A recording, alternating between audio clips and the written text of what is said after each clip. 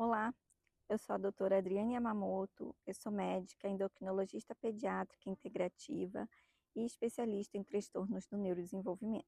E hoje eu vim compartilhar com vocês a respeito de uma palestra que eu fiz ontem e eu fiquei muito admirada como as mães que estavam naquele local desconheciam sobre o assunto que eu falei. O tema da palestra foi Intestino, o nosso segundo cérebro.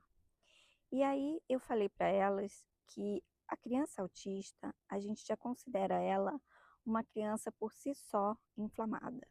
Então mostrei estudos que revelam que as crianças têm uma inflamação do couro cabeludo ao dedão do pé. Então todo o seu organismo é inflamado. Se eu ainda fizer oferecer para essa criança alimentos inflamatórios, se essa criança não fizer terapia, se essa criança não tiver rotina, eu pioro tudo isso. E aí eu mostrei para elas a diferença da microbiota da criança autista para uma criança que não tem autismo. Como são diferentes as bactérias no nosso intestino, nós temos bactérias boas e bactérias ruins.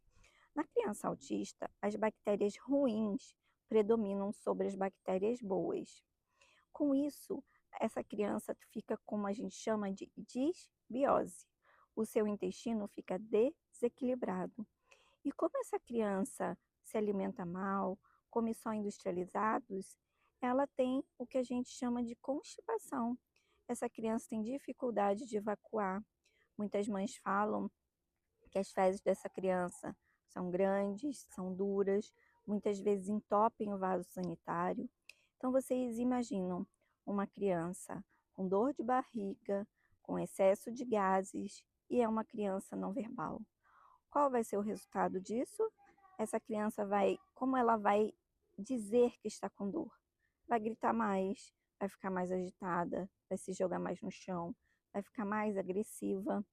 Com isso, não vai evoluir na escola, não vai evoluir na terapia, então tudo vira uma bola de neve. E o que eu mostrei para elas? Que tudo isso tem tratamento.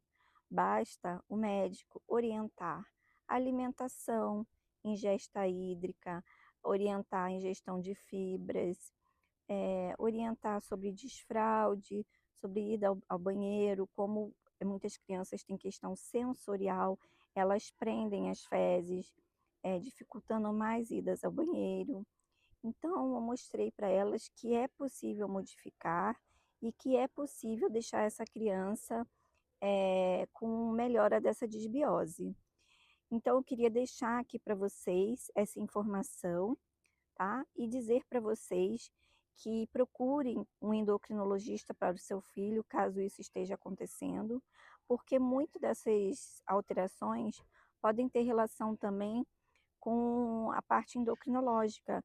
Essa criança pode ter um hipotiroidismo, por isso que ela tem mais constipação. Ela pode ter alteração de cortisol, alteração de sono.